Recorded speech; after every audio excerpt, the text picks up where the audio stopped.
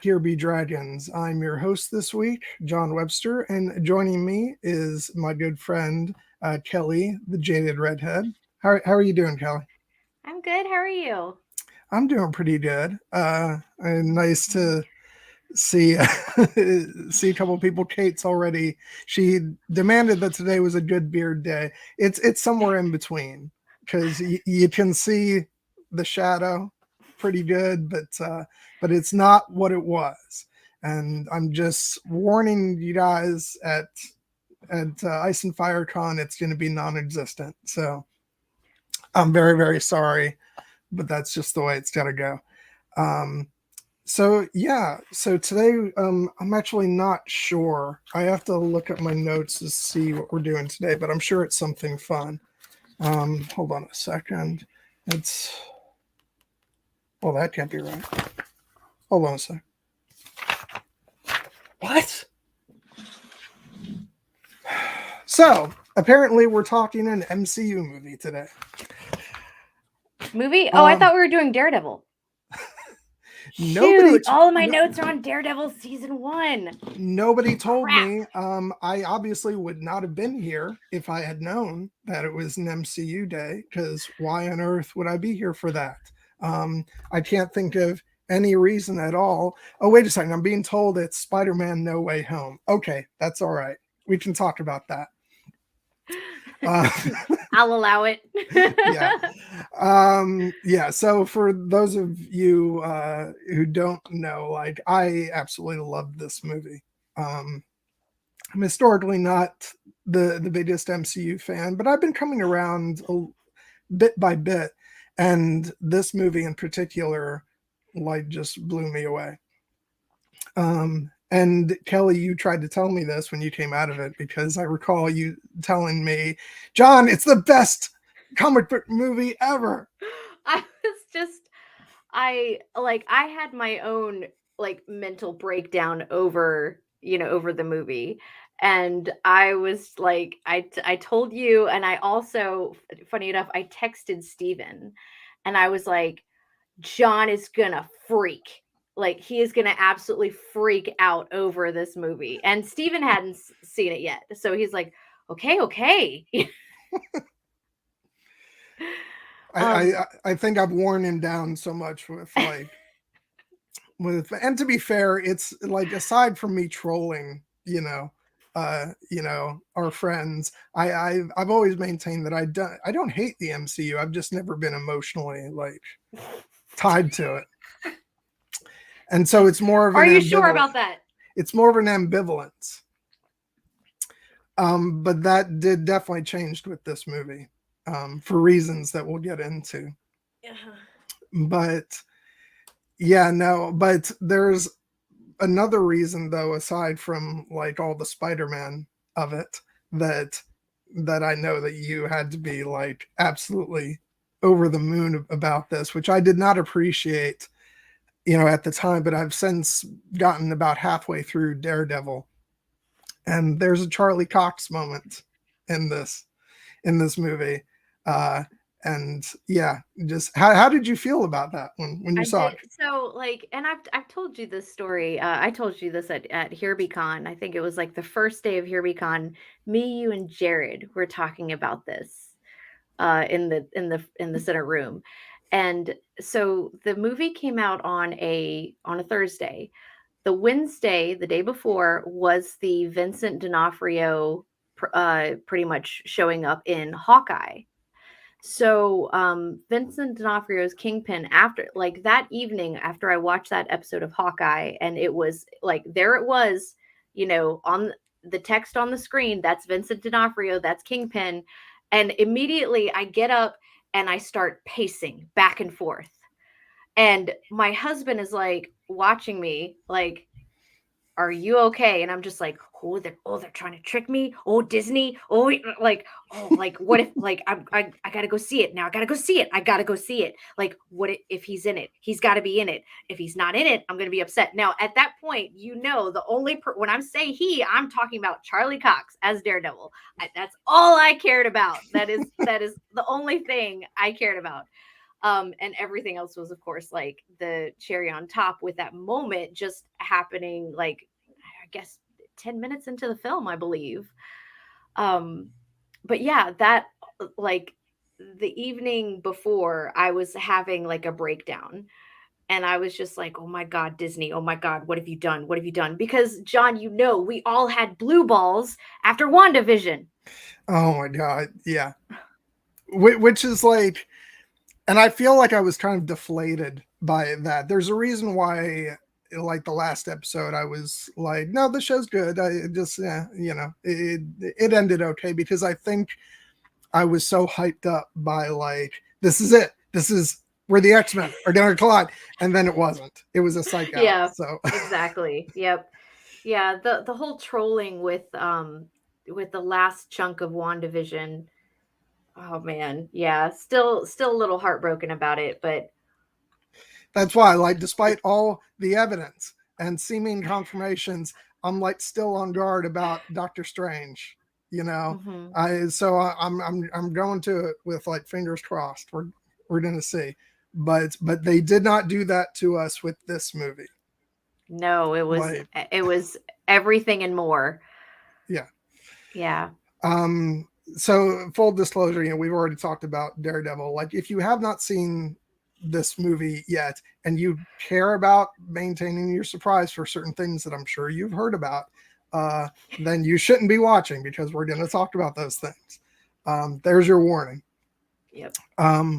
But like, and part of me wants like to save this to a little like, but no, we're just going to go into it. Like, we got obviously we got all the great villains from past Spider-Man movies, but we got freaking Tobey Maguire and Andrew Garfield in this movie, and I was just like, my heart was pounding out of my chest, and like I was so excited because like I think I've said this before, the thing that kind of has kept me at distance from the MCU since pretty much the beginning of it was the fact that it was like apart from all the Marvel stuff that I really loved, like the Sam Raimi Spider-Man movies, the 20th Century Fox X-Men films. Like, no matter what the MCU was doing, it wasn't going to include that stuff. So I was like, those are the things that I care most about when it comes to Marvel. But to have all that so wonderfully brought in with this film, like, and it was done so well. It wasn't just fan service. It was integral to the story and to Tom Holland's, Peter's story arc and his character. And so I was just like, this is where they really impressed me, where I say, okay, in Marvel Studios and Kevin Feige, I see you and you're doing good. I have something to confess. I was in denial. Do you remember there was a leak of the trailer with the Alfred Molina and Willem Dafoe? Like, you could hear the Green Goblin laugh. That was leaked like the night before on Twitter. The night before the trailer was actually supposed to come out. Yeah. I refused to believe that it was real because I was so jaded. Like, I was still like so upset. Kate, you're 2 episodes in? Girl, let's go. Come on. Let's get which by the way, this will also segue like into Daredevil discussion throughout, because it's not going to be possible to not do that, because we're going to talk about like the car door. If I owned a red piece of clothing, I would have worn it. There is no red piece of clothing in my house whatsoever. Otherwise, I would have worn red for Daredevil. So jaded. Yeah, WandaVision jaded me. Dang it, Mephisto. Dang it. Which for me, that's been the great ongoing joke, because I don't know the comic stuff, not yet. We're going to talk about that too. Okay. But like, so I've been hearing Mephisto, like that's the big, plot twist of this show, for every show that's come out. And it's like, and so now it's just a running joke for me. Like, Like when they start saying that, I know that's exactly what it isn't. Exactly. Yep. But yeah, Too no, many conspiracy videos and behind the scene videos. Yeah. yeah. But yeah, so that's why, like, I kept wondering, like, I mean, there was a lot of stuff before this movie came out about. There was the leaked picture of Andrew Garfield, you know, on the against blue screen, which I did see, like, against, you know, there were certain things that you couldn't not see because they were everywhere. I was in denial. I just refused to believe it because I was so heartbroken over, you know, the WandaVision incident. The Quicksilver incident, let's just call it that. And so all of the, you know, all of the recommended news articles and videos, I just refused to watch. I refused to believe it. I was just like, no, I'm not gonna, you know, I'm sick of getting my hopes up. You know, specifically like Charlie Cox. But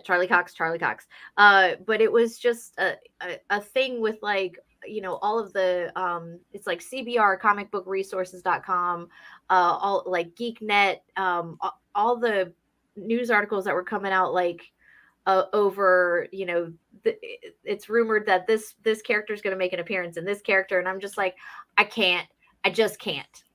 My heart, I just can't take it.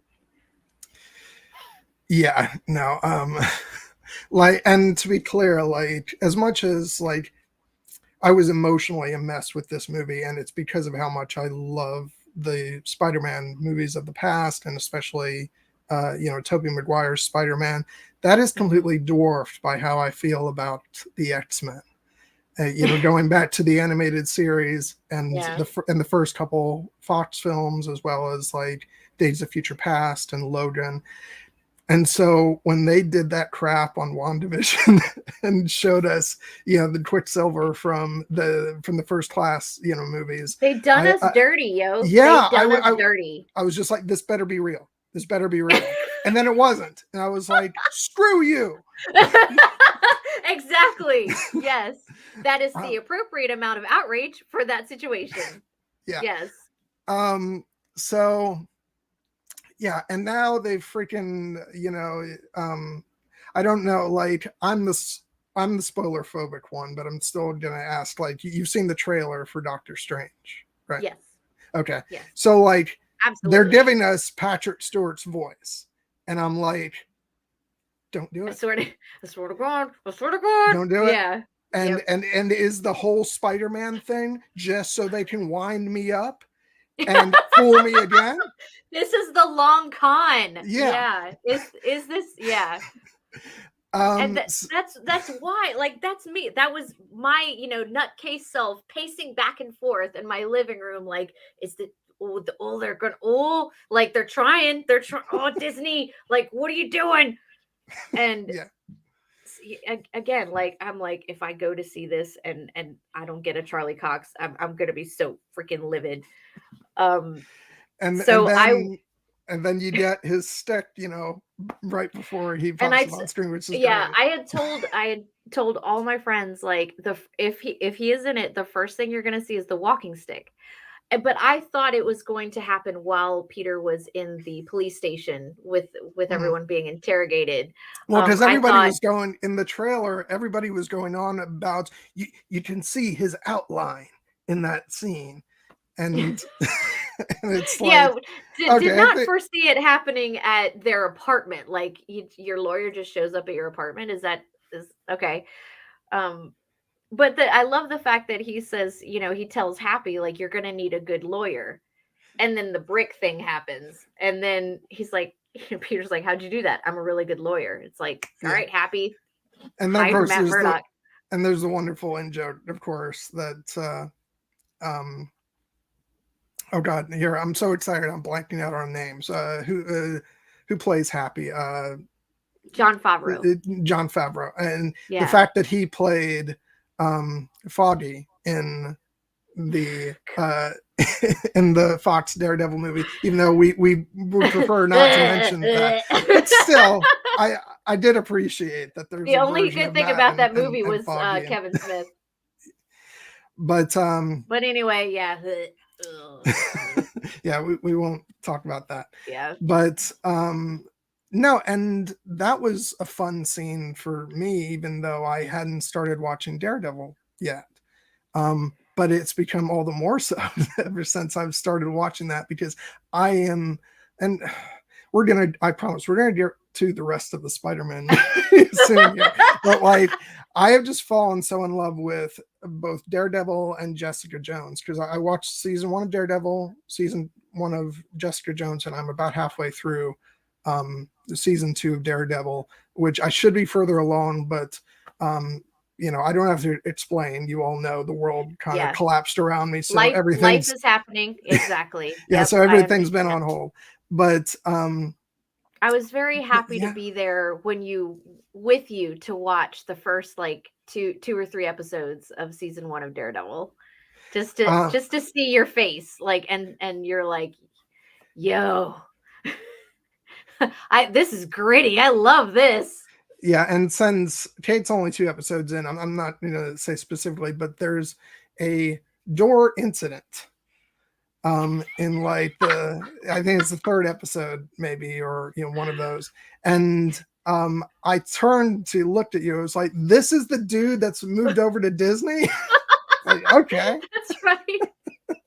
You were like, John literally stood up and like took a couple of deep breaths, and he was just like, all right, yeah, like, I need some water. Yeah. Yeah, that's one of those very, special geeky moments. It's like there's also like a validation in it too. Like, I knew you'd like this. I knew it. Yeah, which, and of course, like, those shows and are like the sort of dark grittiness that I like in my superhero movies. But it's not for every character. Like, you wouldn't want to do that necessarily to Spider-Man, for instance, because his is a coming of age story, and it's light and it's fun, which is why probably the Spider-Man films have been my favorites of the MCU, because I kind of felt like the tone was appropriate to that character. And but even so, this one does get dark at moments, and it explores Peter's darker side when he's going through a lot of emotional pain, which, by the way, like I said to you before we started today, this had moments that kind of caught me off guard, because there's a lot of stuff that I've been feeling, especially over the past couple of weeks, and there were things in this movie that brought that to the surface, which is why it's a really good thing we didn't talk about this 2 weeks ago when I was in a really bad state. But yeah, and we'll get to that. But yeah, I just flipped out over this movie, and to be clear, it's not just because of the stuff that I got as a reward for being a Spider-Man fan from years and years back. It's like, this is actually a really good movie, for the story that it's telling. It picks up right where the last one left off, like the exact second where Peter's identity has been revealed and he's going through all this turmoil. And it just so happens that this story is, intruded upon by the great Spider-Man villains of movies past. Yeah. Which, by the way, like when Doc Ock, appears with his theme music in the background from Spider-Man 2. Okay. I was just like, because I knew that was coming because it was in the trailer, obviously, but but still, it was just a wonderfully, geeky moment for me. And yeah, it was great. Yeah. But I don't know where to go from here. There's so many places to pick up. Let's start with I want to start with Peter trying to get his kids, his friends into MIT, and that little shithead Flash Thompson. Stupid book Flashpoint. And the so fact that the what was it, the vice president or something of MIT was like in the car reading it, and then she's on the phone and like she closes the book and she's like, ugh, like I love that teeny little moment. well, and there's a great special feature on the Blu-ray where there's a segment of J. Jonah Jameson's like show where he says this sycophant Spidey lover, referring to Flash. But which, by the way, we haven't even mentioned the whole J. Jonah Jameson of I it know, all, which yeah. which I will in a second, but no, what I wanted to say about Flash was it was so funny because I did not realize this like after seeing like the first two movies, but that is the young actor who played in the film The Grand Budapest Hotel, if anybody's seen that, and it's such a completely different part. Oh my god, I want to say, I do want to say something about the end credits. Yeah, go ahead. Of the movie. The end credits struck me as very Wes Anderson. I don't know what it was. I was like, this feels Wes Anderson. Like, just I don't know why, but yeah, you said that, and I'm just like, whoa, that's weird. Oh, which, by the way, I was sitting there like, all right, where's Andrew Garfield and Tobey Maguire's names? They like, yeah, I want to see them, and they did get their proper place at the end, and but Charlie Cox didn't. Oh, that's wrong.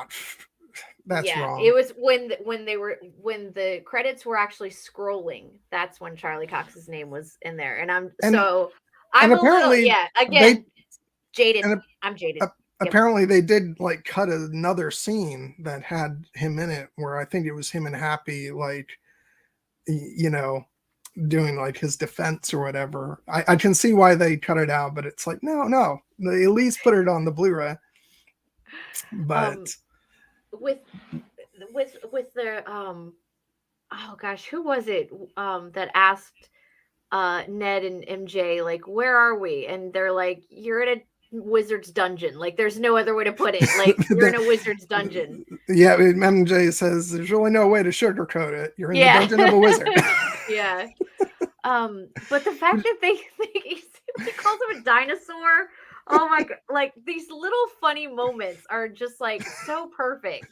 There's a moment with MJ where it's after the two Peters have come through, the portals, and they're all saying, good night to Ned's, grandmother, I think, and they're all saying, good night, Lola, good night, Lola, good night, Lola, and then she says, good night, Ned's Lola. just little stuff like that. And that's the thing, like, these are some really great movies, because the supporting cast is as great as Tom Holland has been. I love MJ and Ned, and as despicable as he is Flash, because he plays the part really well, and they did a really good job with these movies, and this one just brought it home for it's 20 years of Spider-Man movies, and it really paid tribute to that. But no, going back to the J. Jonah Jameson of it all, because he first popped up in the post-credit sequence of Spider-Man Far From Home, and I had really enjoyed that movie. I said, thumbs up. This is, it just goes to show that I'm a really big Spider-Man fan at heart, because I genuinely enjoyed the first two films. But then when that pops up and it says, we cut now to the controversial news website, thedailybugle.net, I'm like, wait. And then it's freaking J. Jonah Jameson, still played by, God, again, I can't think of names when I'm doing these live. I know the actor's name, but he's the one who's played Jameson throughout all the other through the. Isn't that his real name? No, that's not okay. Sorry. No, that's the character's name. Okay, I don't know. But farmers. J.K. Simmons. J.K. Simmons, yeah. When he pops Thanks, up, Dan. and it's like, Spider-Man, I was like, yes, yes. Because before there was any thought of doing the multiverse and bringing in the different franchises, I was like, they're giving me that. Like, it's a piece from the Spider-Man films that I love, and they're giving me J.K. Simmons. So Are they?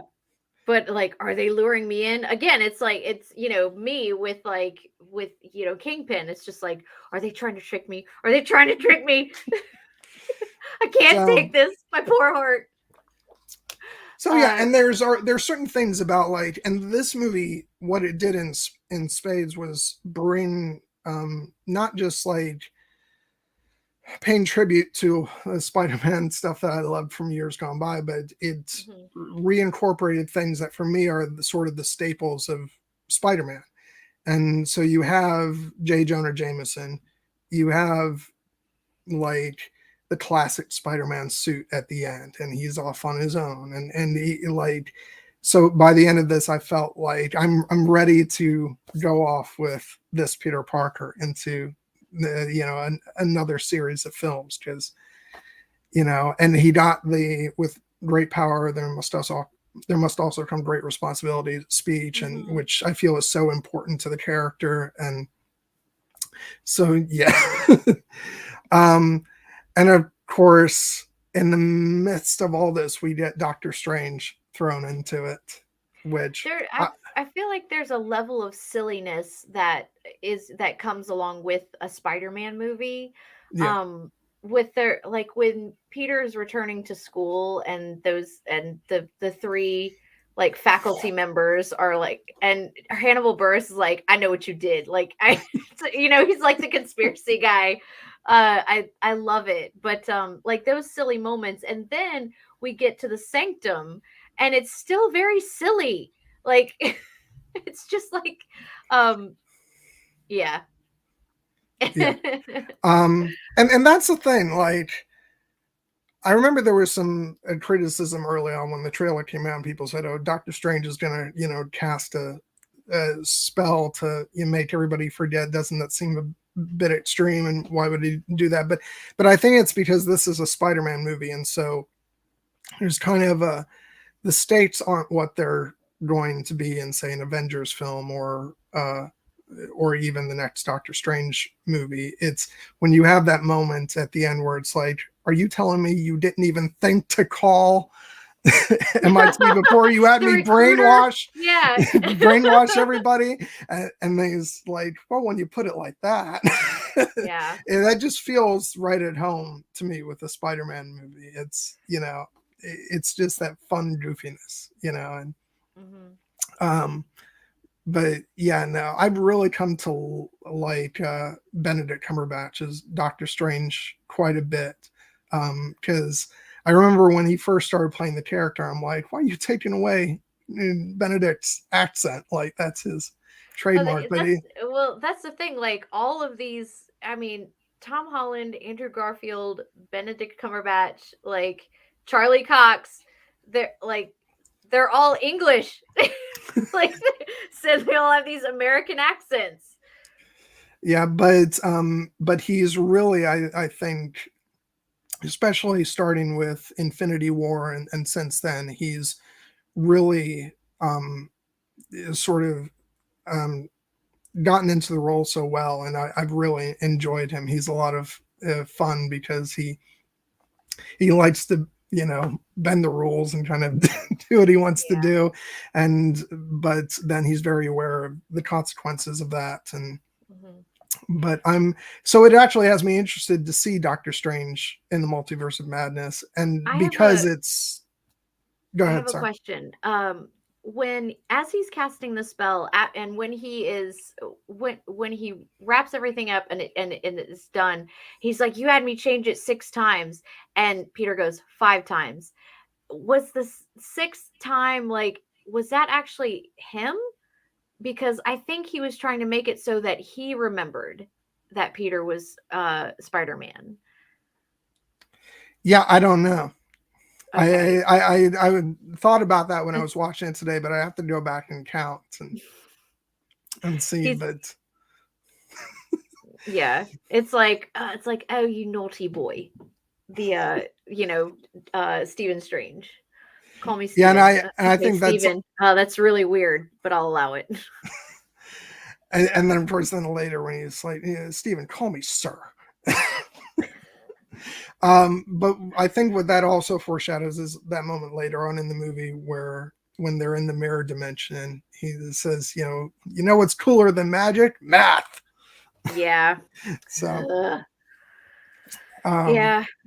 I but I yeah, love the callback that Doctor Strange has, like when he steps back in and he's like, I've been hanging over the Grand Canyon for 12 hours or whatever, and it's like that throwback to I've been falling for 30 minutes. I love Yeah, that's like, yes. this payback. Yeah. I I've been yeah, dangling over the Grand Canyon for 12 I hours. just imagine and even though it's not, I guess it wouldn't be the same version of Loki. Got it. Trying to wrap your head around that is confusing enough, but I do imagine Loki working, for the TVA, like popping I into that sorry. moment and being Yeah. like, "See, how do you like it?" Yeah, I couldn't remember if you had seen Loki yet. Yeah, So, okay. yeah. All right. Good. Good. Which Um which actually goes to, I actually loved Loki. It was probably my favorite of the MCU shows so far. And a lot of it was because I feel like they're trying a lot of different things now, especially with Disney Plus, and so they're getting very experimental with the stories they're telling and with the style in which they're telling them. So it's a very interesting time for Marvel Studios, and I'm interested to see how weird they let themselves get.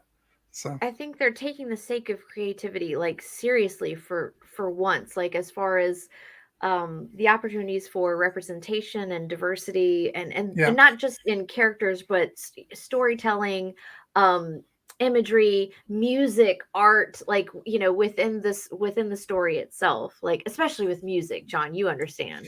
Well, yeah. Again, Loki. Like I had to eat my words that the MCU wasn't doing anything interesting with its music because the score for Loki was trippy and awesome, and like, Yes, yeah. fully They agree. used the theremin, for God's sake. It was like, yes. Um, but yeah, so I loved what Doctor Strange brought to this film. Mhm. Just, obviously story wise, he makes like the mechanics of the story with all these different characters coming in possible, but he also adds like this silly humor to it all, where he's such an important character. Like you know, he's at the center of this whole sort of point in time of the MCU with the multiverse and everything, but he's here like trying to deal with these younger kids, and he's like, please just do it. But and yeah, he, but I love the fact that there was a sense of uh mercy and caring that had to be introduced by Peter, which of course is, put onto him by, Aunt May. But, Peter's like, we're going to send them back to their own, universes to die. Like, do you not, how do you not see how that's wrong? Um and it was this, absolute like black and white, this line, and Doctor Strange is just like, it has to be done, like it can't be like, I messed up. i should yeah, i should never have tried to help you anyway.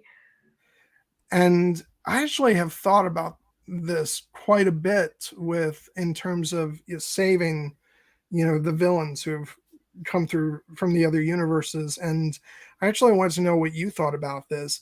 Do you think their lives are saved?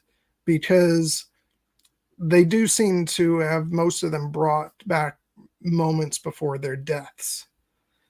And so the fact that they've been cured and saved in that way, but does it keep them from dying in their actual original timelines? Because if, like, for instance, and does that, and my thought also was, if they still die, maybe that plays into those original films as to why the characters seem to come around at the last minute.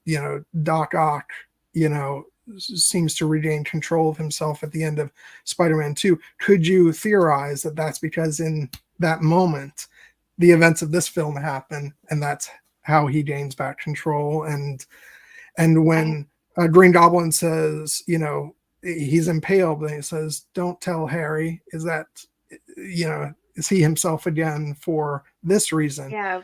Or What moment did they get? yeah, Did they flash back to? It's like the blip, but yeah. for them. I hadn't thought about that, but thanks, John. Now I'm depressed. That's just me needing everything to be, and I could, Yeah. and maybe I'm wrong. Maybe it's. I want Jamie Cox to meet Miles Morales so bad. Like, there is a Black Spider-Man. Like, I love Andrew Garfield's response to that, where he's like, "Oh man, I'm sorry." I'm sorry. My favorite was like, y'all just gonna stand there like I am butt ass naked. That was, it's one of Yeah. those obvious things. Like, is no one gonna say this? Like, it's like, I know he didn't just like, fabricate some pants. Like when he becomes like, he got his body back, but he didn't get his clothing back. And I love that all of that is just an excuse just to give Jamie Foxx a better look. I love when Dr. Connors says, "Did you get a makeover?" The dinosaur can talk. The dinosaur talk. I love the constant acknowledgement of, when one villain knows another villain from their own universe, and they're making that, it's that like commentary on what happened in that universe. I love seeing a character's take on, something that we saw happen, because we didn't, seeing these movies years ago, we didn't get their perspective. That's something that we usually don't get. I would love to see, the movies that I love with a villain. I want to see, so like either a villain or a main character's take on it, years later, maybe not in another universe, but just like, a retelling, or this crazy thing happened. And even if it's just a brief mention of, like with Toby talking about, he fought an alien. Oh, but no, I don't think I don't think anything beats Andrew Garfield going, "I fought like a Russian guy in a suit." Nothing beats like, I was in the Avengers. It's like, is that a band? Were you in a band? It's just like, I like at that point I'm like, Andrew Garfield must be protected. Okay. Like, Andrew Garfield is precious. He is baby. Like, we have to protect him. Please. I mean, I felt so happy for Andrew Garfield, just because he did a great job in his films. Whatever you want. I personally liked the first one, The Amazing Spider-Man, not so much the second one, but I feel like he got a raw deal with all that, and this was definitely. I think he knew coming into this one that this was his moment to really shine, and he is just he is so priceless throughout because he is like the middle brother. And I just love when they're doing Peter 1, Peter 2, Peter 3. Peter 3. Yeah. That moment again with MJ, when he talks about losing, Gwen, and he's like, she was my MJ, and like oh my God, his acting is so wonderful. And then when his moment does happen with MJ, like I'm gonna try not to cry, but at that point I was just like, oh my gosh, this guy is so precious. And at that point I wasn't really sold on him. And also at that point, like as far as my, the really moment in the movie was Charlie Cox. So after that moment, it was that kind of acceptance of this movie changes everything. And it was like And my husband and I would constantly look at each other like while the movie's going, like, can you believe this? I can't believe this is happening. Like we're just in shock at everything that was happening on screen after the two Peters were introduced. And I do appreciate the absolute goofiness of it all. And their dynamic with MJ and Ned. Yeah. With the throwing of a roll and like, please get the cobwebs. It's like, why'd you do that? Yeah. I did. Yeah, the tingly thing. Yeah, I did want to point this out. Not every villain came through, because we also didn't see the Spider-Man 3 version of Venom. And so they just were able to select which ones they wanted. And, they already had enough as it is. I don't think you wanted to overcrowd it. And plus, as far as Venom goes, we did get that post-credit sequence where a bit of the symbiote has been left behind. We did get an Eddie Brock, just, not Topher Grace's. Which, I don't know. We don't talk about that. I think we can all say we dodged a bullet there. Exactly. Yep. And Amy asked if there is orange juice in this cup, and yes, there is, of course. Mm-hmm. But yeah, so I'm interested to see what they do with that, because like I want to see, like, now granted I haven't seen the Sony Venom movies. Neither have I. I haven't either. Don't feel but I bad. do want to see like a really great Venom, against Spider-Man story, and the Topher Grace version of Venom is not what that didn't do it for me. I have to say. Yeah. I'll like it. This is like too close to that 70s show. Like, too much Eric Foreman was there for me anyway. Well, and I was coming off of, not coming off of, but what I knew of Venom was the character from Spider-Man the animated series that I grew up with.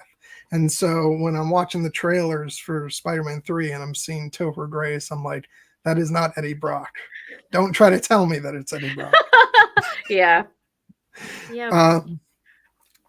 And Topher Grace, if you are watching this, I still love you in that 70s show.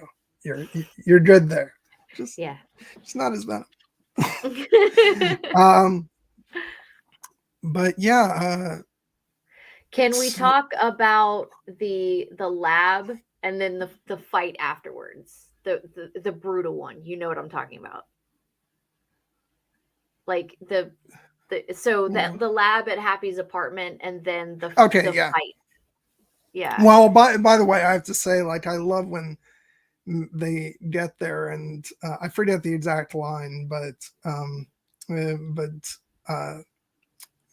Dr. Octopus is like, really, Peter, this is what you got, you cure us in your condominium, or yes. Oh, when Happy calls or leaves a message or something, and he's like, you got a bionic man in there or something, like, and oh gosh, like he said a couple of things and it was absolutely ridiculous. And then when they turn on the machine and it busts through the wall, and he's like, he's gonna kill us all. Mm-hmm. Yeah, I love it. It was so great. And that's the thing, like, I loved, like, Doc Ock. Like, what a great villain. He was so lovable. Like, you couldn't help it. And I think Alfred Molina is a big part of that.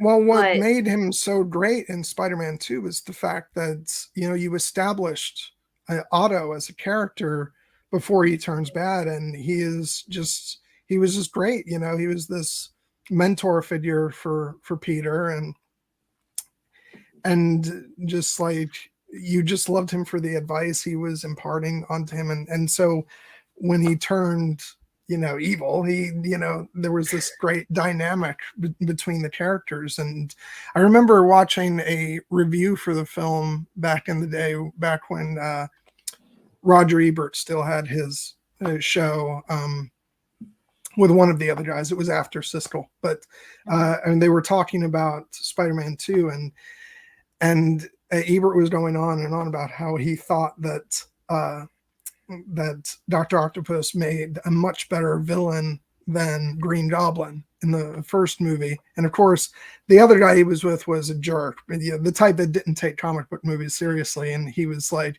I'm really glad you've devoted time to thinking about which, which of these characters is, more interesting. And you just wanted to punch through the TV Yeah, and say, like, shut up, man.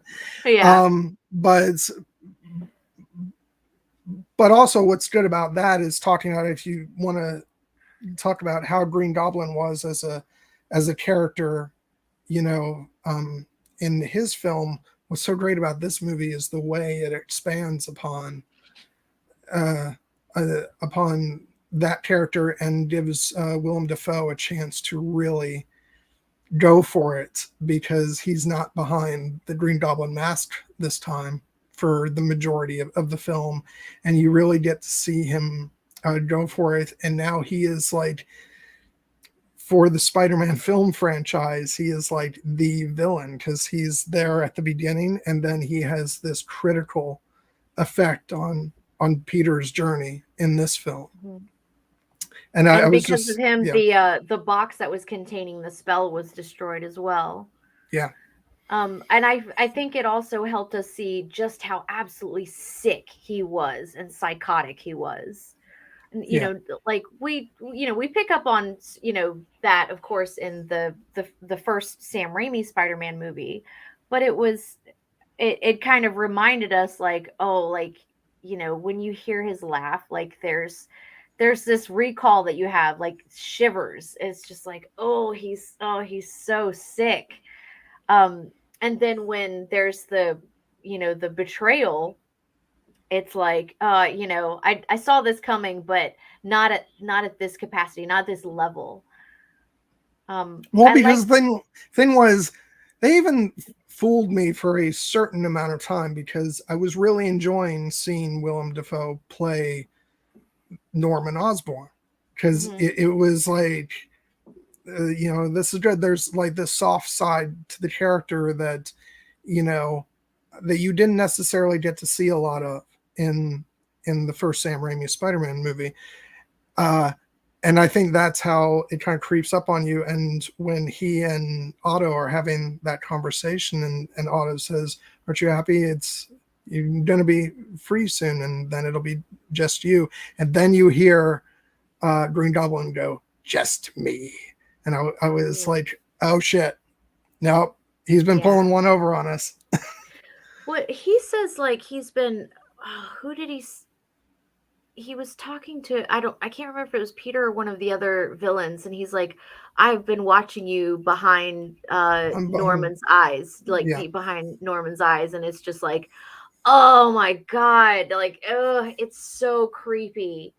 And of course the hallway battle, like when they're just like, it's just a brutal beatdown. Yeah, I mean the Otto Octavius moment, it's great. It's just like it's perfectly natural in a Sam Raimi movie where everything is very, larger than life. but then for some reason in this movie, it did just seem ridiculous when they're like, what's your name? And he says, Dr. Otto Octavius. It's just like, what? Yeah, really? Now all I can think of is like Peter in Infinity War, and he was like, oh, we're using made up names. Oh, okay, I'm Spider-Man. Yeah, exactly.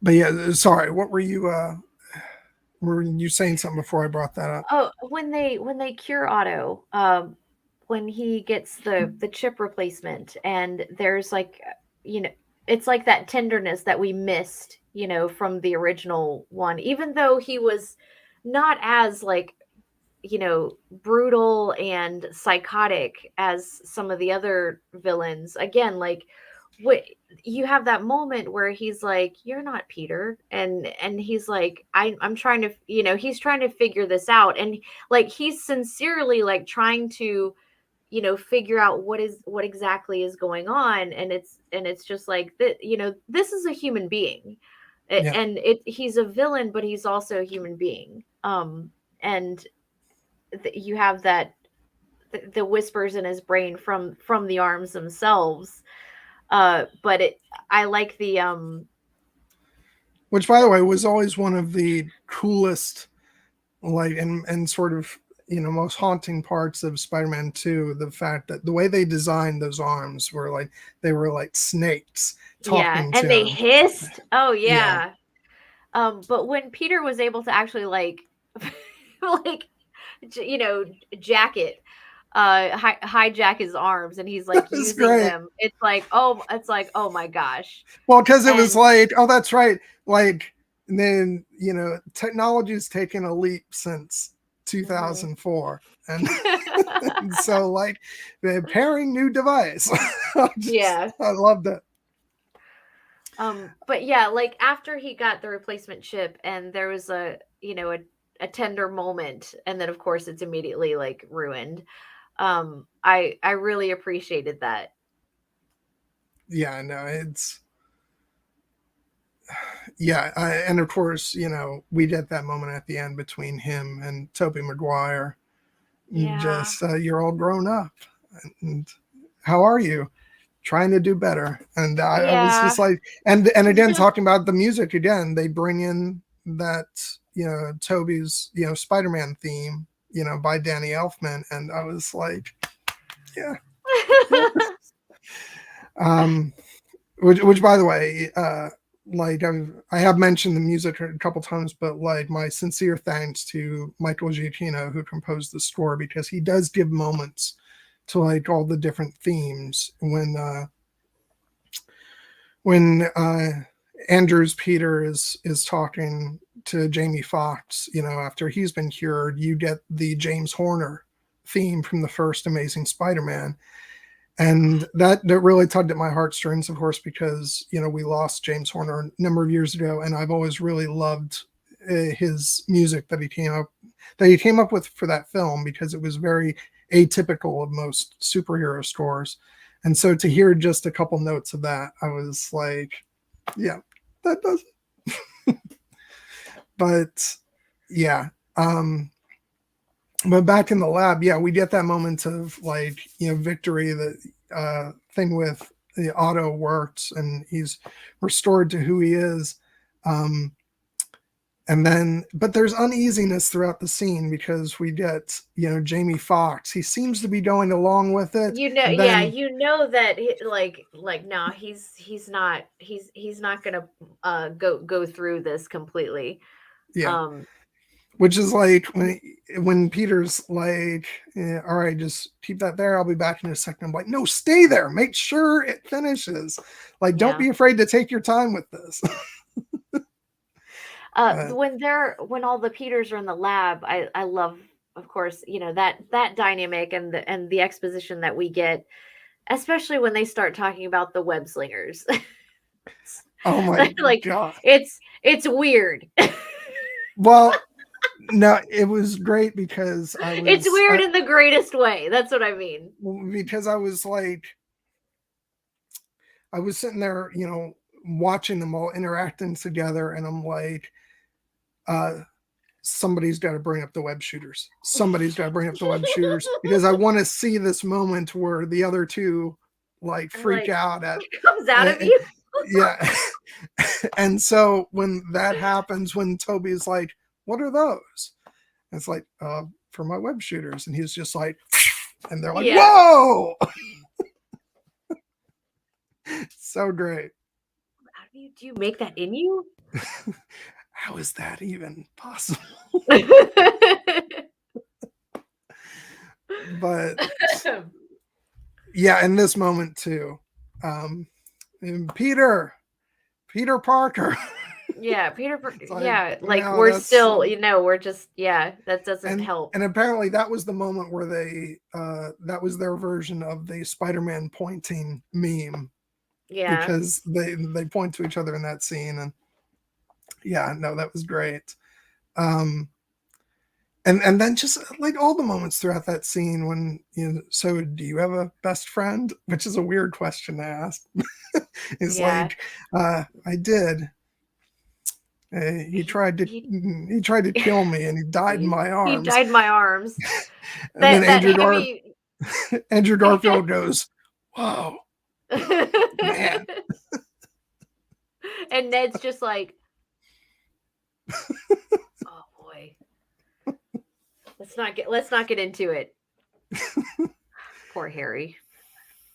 And one thing I did hear, like behind the scenes, was that whereas Andrew Garfield wanted to kind of let the audience in on what his Peter had been going through since his last movie, to kind of fill in the gaps, Tobey Maguire kind of wanted to keep it mostly a mystery, but we do get that bit where we learn that he and Mary Jane are still together and they're making it work, which made me happy. Yeah. Which I would have loved to see her in this film as well, but they could only manage so much. You didn't want to, like, there were so many characters being brought in, you had to be very careful not to overcrowd like the people you're bringing in. Yeah. There was in one of the extras, like the guy that gets like webbed off of the bicycle, and Peter like grabs the bike. When the guy was like the extra or whatever was like hanging upside down, like he did ask, like, should we do the kiss?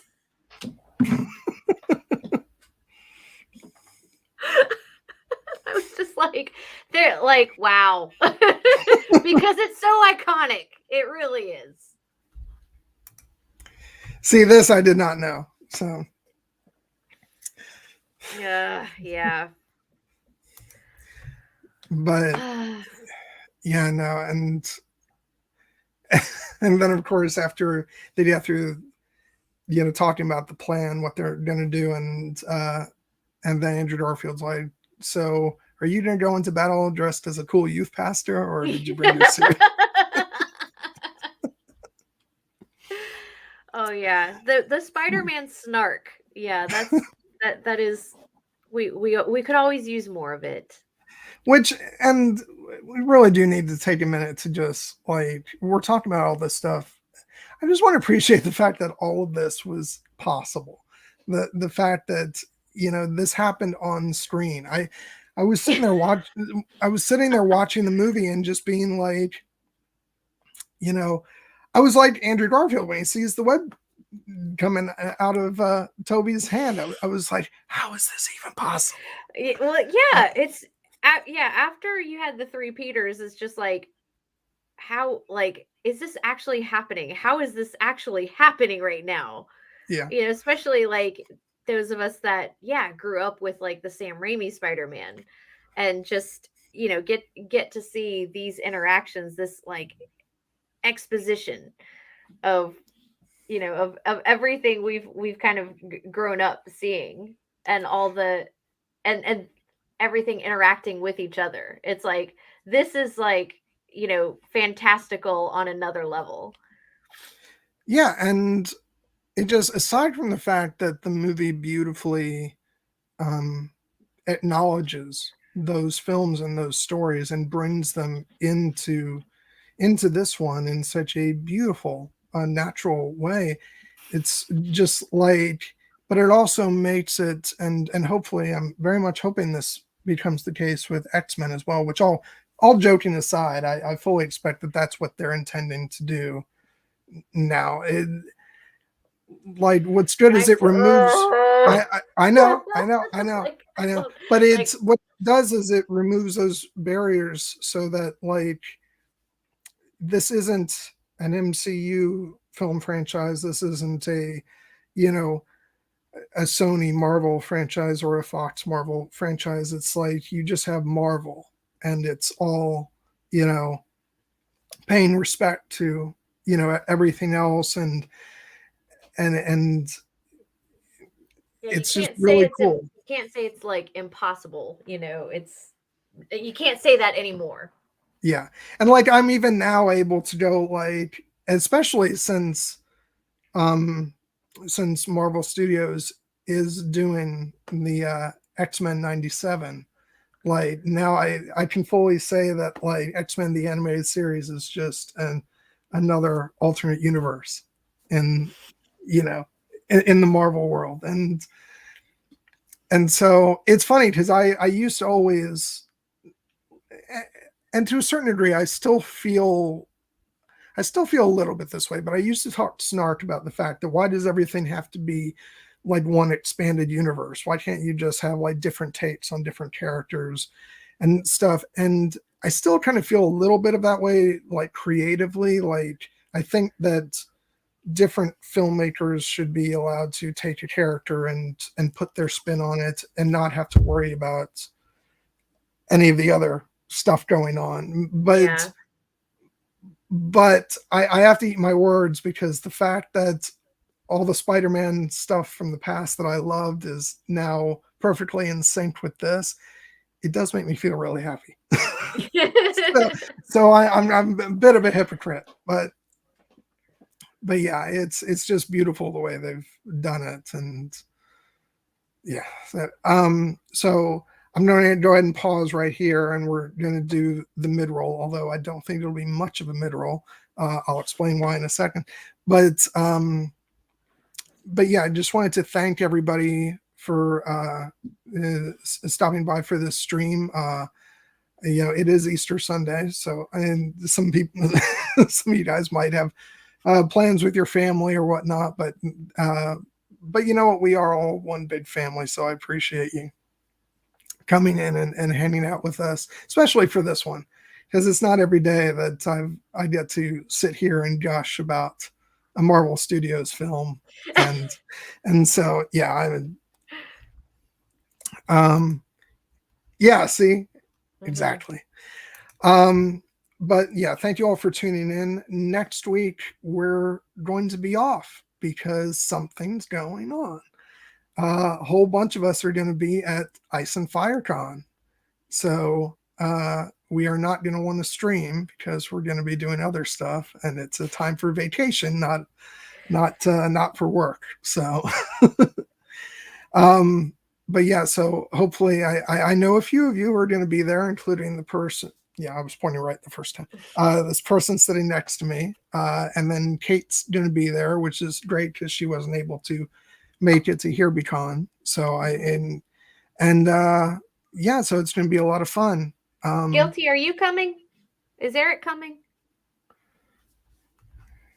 Guilty. Yeah. I remember you talking about possibly coming. I just can't remember, but it looks like most. Yeah. Oh yeah, I guess Steven's going. Yeah. William's going. Yeah, more the merrier. This is like, unfortunately, like, Potter can't make it. Amy can't make it. Oh no, he won't be able to make it. Oh, I'm sorry, Guilty. Okay, next time. Yeah, that's good news because I'm planning on rooming with this individual, so it's a good thing that he's giving us confirmation right here. Yes, Steven said he took his first pass at packing. What does that mean? I mean, as a girl, like I kind of fuss about packing, but is there like a packing fuss for Steven? I mean, I've got a lot of prep work to do too. I gotta make sure I'm shaving this beard. Boo! that's from all of us at Team Beard. Although I can still go out to that party store nearby and get like a great big beard just for when I first arrive. Oh dear. Is this because I joked around like I'm going when I come in, I'm incognito, like no one talk to me? No, I think checked in. No, that goes back to the fact that that last week I was going to do that because Steven is taking some time off, so I was going to wear it so that for a second maybe people would think that I was Steven. And I missed the beginning of your Wrath of Khan stream. Sorry about that.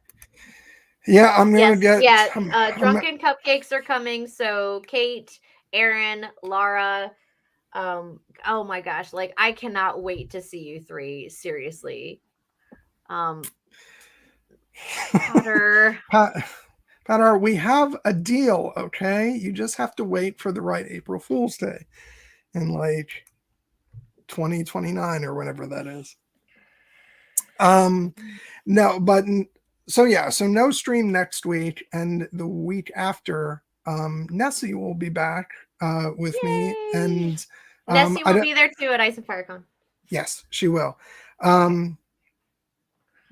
And I don't yet know if Steven will be back or not. I know he's thinking about coming back at some point after Ice and FireCon, but we'll have to wait and see. But at the very least, I know Nessie will be back on with me, and we'll be talking the third season of What We Do in the Shadows. So make sure you guys tune in for that. Before we get back to Spider-Man, I do want to talk because this is related. Like Kelly, I think you're very proud of me because I've been like going out of my way to get into like more comic stuff. Just hold on, give me a second. Okay. First, I wanted to bring this out because at first what happened was I was going through some stuff a couple weeks ago and I wanted to like give myself something to focus on. So I went out to Barnes and Noble and I thought, well, maybe because I have issues with the MCU and like so many of my friends are like super into it. I want to learn some more about like the history of Marvel comics and stuff. And maybe that'll give me some more perspective on it. So one of the first books I went out and got, it's this one, which Kate says that she's bought. So I wanted to show it off. It's called All the Marvels, which basically gives an overview of the history of Marvel comics and goes through like certain, important moments for each comic series and stuff. And it's very good so far, but it didn't stop there because I decided I wanted to go more, folks. Yeah, I decided I wanted to go out. And once I started reading about the comics, I was like, maybe I want to get into some, although it actually started when I was at HereBeCon because you were there to help me pick out this one, House of M. I just grabbed it and shoved it in your arms. Like, buy this. Read it. Do it. But I've also been getting some other ones. This is one I actually did have, but I dug it out so that I can read it. It's Days of Future Past, which is a pretty big, X-Men title. Mm-hmm. Some other ones that I bought, I picked up Civil War, some more Chris Claremont X-Men. Mm-hmm. And then this was another one that I heard this was kind of a big deal when it happened. Although it's not Chris Claremont, but I did buy some more of his stuff as well. But this is the Age of the Apocalypse, which I picked up. So I'm going to go ahead and get into those as well. And there's much more where that came from, to the point where I've spent a ridiculous amount of money in the past couple of weeks on comics, Kelly. And what? Why you say my name? What? What do I have to do with any of this? What? So what I've had to do to make sure that I stop going overboard is that I got myself a Amazon Fire tablet, and a subscription to Marvel Unlimited, so that I can just read, all the issues that I want without going out hunting them down and paying a ridiculous amount of money. All right. Okay. It's not physical media, but okay. Well, it's not, and that doesn't mean I'm going to stop. It's just to help me slow down. Okay, yeah. Because I also don't have the room to buy up every X-Men comic ever published. Comics take up a lot of space. It's just really bad. Yeah. But one thing that another one that I am buying is next month it comes out. It's a omnibus that is just completely the Phoenix saga and the Dark Phoenix saga in one book. So I'm definitely getting that because I want to read those in physical media. So yeah. But yeah, exactly, Stephen. I was waiting. What do you mean, Stephen? What are you talking about? What's your point? In the long run, Stephen, in the long run. But yeah. So I'm very interested in that, and actually I've read a couple of them already on the tablet, which I read. Let's see, the first one that it wasn't Chris Claremont's first X-Men, but it was the one that kicked off uh, his sort of era, the Giant Size X-Men #1, which I went ahead and read that. I also, sorry, I'm talking so much about the comics now. My voice is getting hoarse. Let me hold on. I also read the 1990 like first 3 issues that were by Chris Claremont and drawn by Jim Lee. Yes. And those were awesome. Like, and the art, like, I was just blown away by the art. And I know you got on my case, Kelly, about buying a DC comic because I also got Batman Hush. But a large part of that was because Jim Lee is the artist. I was going to say, yeah. Jim Lee wrote a lot. Yeah, drew a lot for DC. Yeah. When it comes to like certain like comic appreciation, when it comes to art, like I really love some of the art in DC. I will have to get that Phoenix Omnibus as well, but there was so recently, for those of you that actually did watch Hawkeye, with the introduction of Echo, right now there is an Echo run happening where she has the Phoenix Force. So if anyone is interested, yeah, that is a run that is happening right now. Yeah, here's the cover for the Phoenix Omnibus, and like that's just amazing. I can't wait to get that. Yeah, that's gonna be great. So yeah, like the greatest thing that came from buying that book, All the Marvels, was that it helped me understand, like, those first couple chapters is basically starts off like a how-to jump into the Marvel universe. And right. Something that I didn't quite understand and was why everything seems so intimidating, because there's so much of it, but it explains that it doesn't really matter where you jump in. Just jump in somewhere, because you will never know everything that's happened in the history of Marvel Comics. So you just kind of have to jump in at a point of your choosing, and you'll figure it out as you go. I had a friend recently. He was asking me about like where he should jump in with like reading about Wolverine, and I'm like, wherever you want, like, just pick up a comic, pick up a few comics, and if you find a story that you like and you want to know how it continues, then buy the next comic, comic. That's all you have to do. And there's going to like used bookstores, if you can find a good one that does sell comics, I would definitely recommend doing that, especially if you're worried about spending too much money. Just sorry, but like, go to a Comic-Con and drop some cash on a bunch of comics that are like 75 cents each. Just speaking of go which, through there and pick up a bunch. Speaking of which, are you planning to go to any this year? I'd have to. When is Awesome Con? Is that in August? No, I think it's in July. That's great. June, or is it in June? Because Nessie and I were talking about it. Okay, so John, yes. Dan is coming into town. Like, I'm gonna be in DC like the following weekend after Awesome Con. So I like, can you not like wait around and come up there like the week Dan's up there? Yeah, this is the thing. Like, this is the crisis that I've been going through, because I really want to see Dan. No, you don't. Yeah, I do. No, you don't. Dan, I'm arguing for you. But I'm also like, I also want to go to a comic book convention with you, Kel. Oh, like, you're breaking my heart. So yeah, I gotta look at my if schedule. like I'm my already gonna have a week and a half off. my preference would be to take a whole month off from work and do everything. But that's not feasible, like in any possible way.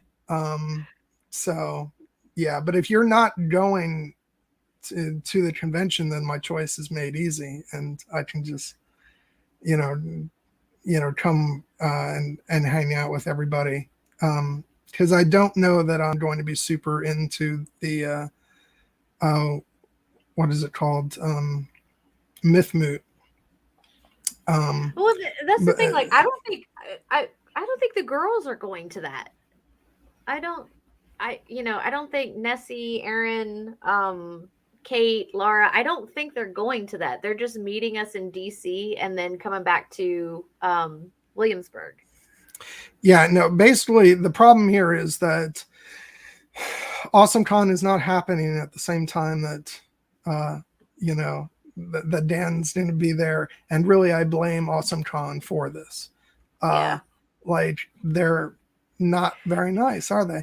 So I'm probably just what's probably going to happen is that you and I will just have to go to a comic book shop somewhere, so that you know, so that I can just do that, and we'll hang with Dan. Okay, so what about in September there's Baltimore Comic-Con. And that is more of a Comic-Con than any other con I've ever been to. Okay.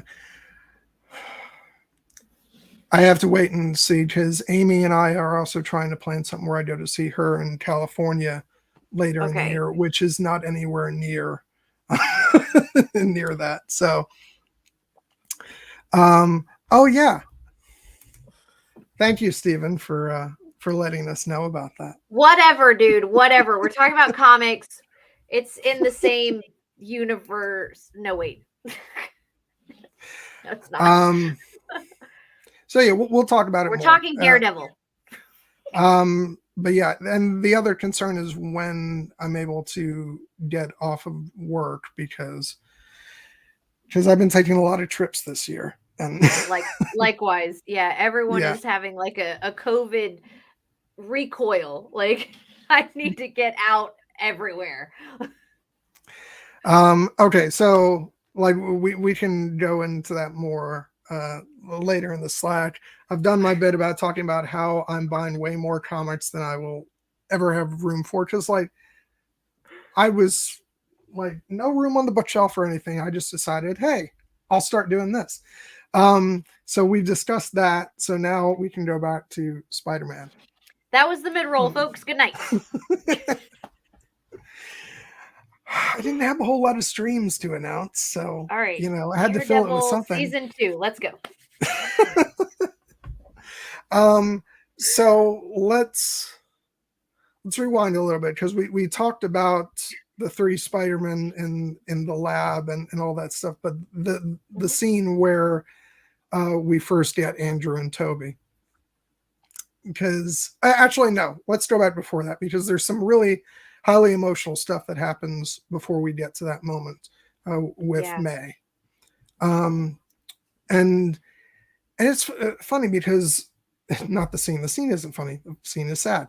But what's so great about, the way they do this is that I had thought that this Spider-Man's origin story already happened off screen, starting with where we see him in Civil War.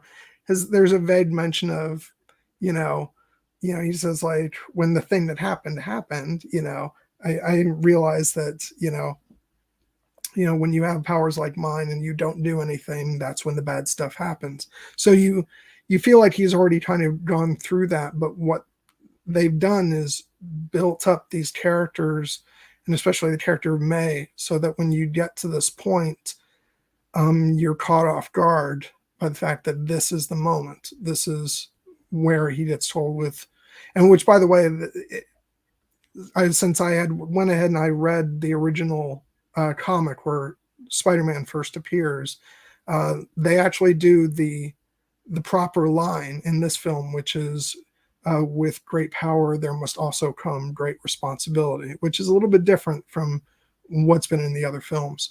But he gets that line delivered by May, and then, we discover that she's been injured a lot more than we thought she had been. And we get this really tear-jerking, moment that, this is what I mean. Like, before we get the treat of past Spider-Mans, popping up in this movie, we are put through the emotional ringer, and that's why this movie is so great. We have to get to this whole new low. Yeah.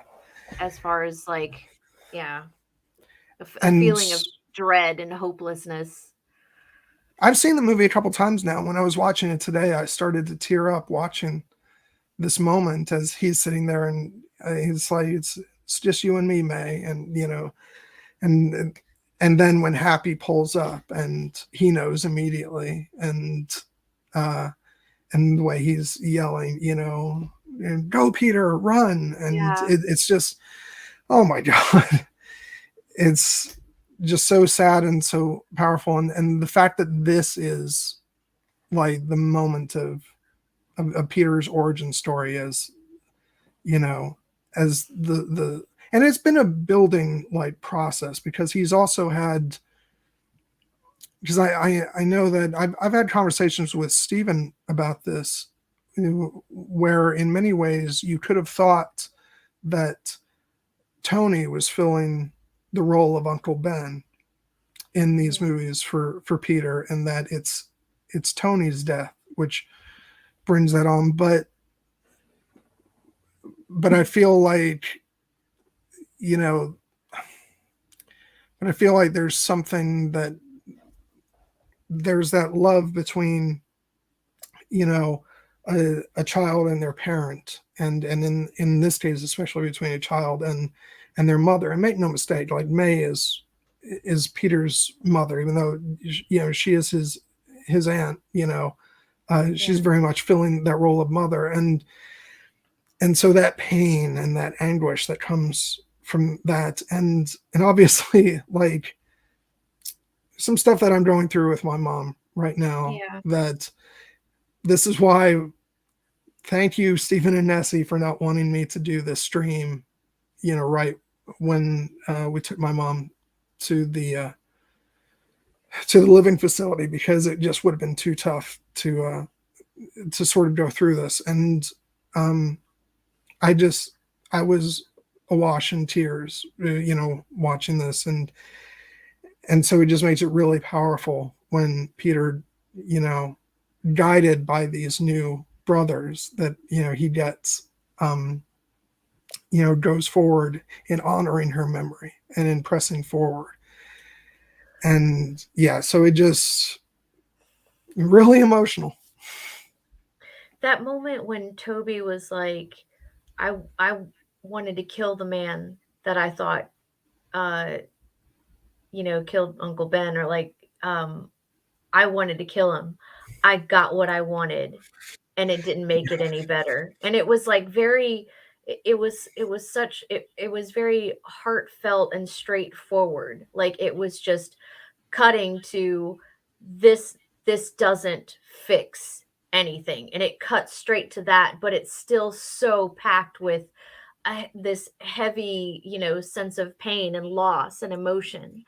When they had a moment in the lab where they're talking about curing everybody, and Toby's Peter, is like, talking about Norman, and you could see that Tom's Peter was like, he was hesitant, like he might not want to cure Norman, he might just want to kill him.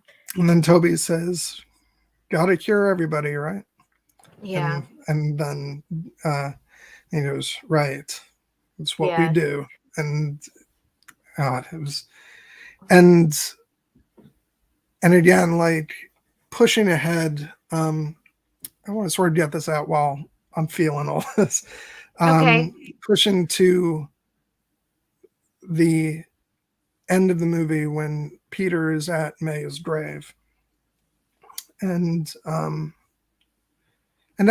don't want to create the wrong impression here. My dad and I are fortunate enough that we still have my mom. But there's a lot of her that isn't there. So in a lot of ways, then this disease is really screwed up, where you feel like you've started the grieving process before You are, you've yeah, you are actually still. lost. You Um, know, John, you're in the process of loss. so when Happy says, you know, what makes it really tough is, you know, you go through the pain of losing them, and then also, you think about all they ever stood for, and is that gone too? And then I think Peter responds that, something to the effect of, um, now if we still go forward and fight for what they stood for, honor their memory, and so I lost it at that point in the movie, Mm-hmm. and yeah, it just this movie really, like, it's a whole nother level with everything that I'm trying to process right now, and it just made it. Yeah, I'm just repeating myself at this point, but it was very emotional for me, and I so think there's a fortitude in Peter's sacrifice. Not sacrifice but of May, but his having his what he had left, what little he had left, he sacrificed. Those that love him and care about him have forgotten who he is. And I feel like um oh gosh, it was is it Monica Rambeau or it yeah, Photon from WandaVision was like, they'll never know what you sacrificed for them. And it's just like someone needs to say that to Peter, but no one is there to say that. yeah, and that was that was another thing about this that was unexpected for me. The concept of memory, like, obviously, I'm very much aware of that right now, Hmm. and just the idea of that scene where Peter goes in, you know, with the thought of, uh, telling Ned and MJ who he is, and all that, but then seeing them happy, like the concept of, like, and then she still has the band-aid on her forehead, the thing that's even the things that people may not remember, but they've still experienced, they've still gone through, they still mattered, and so that touched me too. As far as why Happy didn't remember Peter, because it was a different spell that they did for the end, where it was that no one was going to remember Peter Parker at all. So it wasn't just that he was Spider-Man. It's which I'm not. I'll be honest. I wasn't completely clear on, like, why Why it had exactly. to be like that? Yeah. Yeah. So, but emotionally, it worked. Even if, like, they probably need a clearer explanation on that, but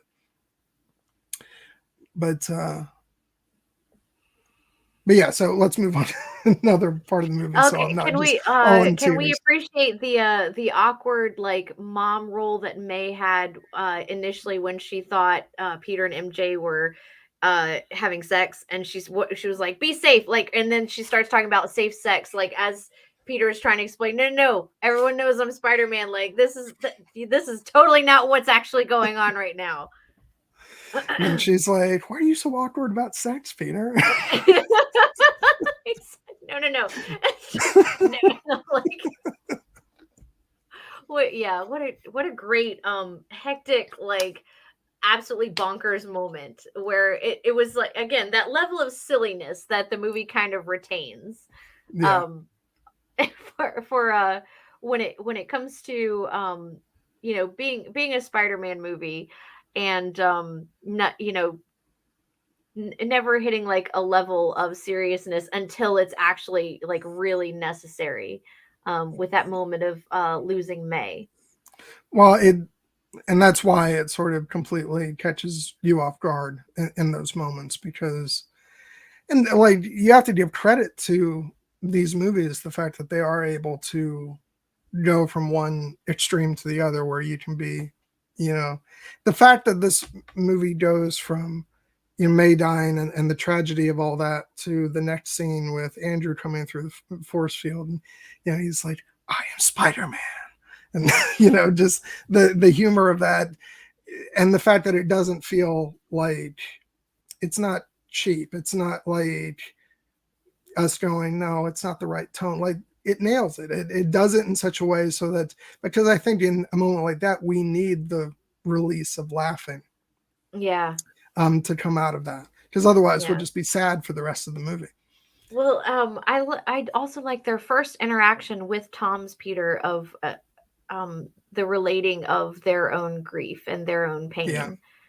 And I think, with it being so fresh, because then it's like, we can't find Peter, and it's like, where would he go if he wanted to be alone? And then, like, we see Tom's face again, and we're just like, oh, this is bad. And then when they have like their confrontation, and Tom's Peter is just like, you don't know what I'm going through, you just don't know. And it's just like, yes, I do. Which, like, by the damn it. way, I do want to take a moment, like when MJ says, Peter, there's some people here, and he looks up, and you see the silhouettes of, the two other Peters up there. Yes. There's just something so, like, pardon the expression, but a spine tingling, about Yeah. it. It's just, it was so good. And then the way they hop down, and you're like, there's 3 Spider-Men together.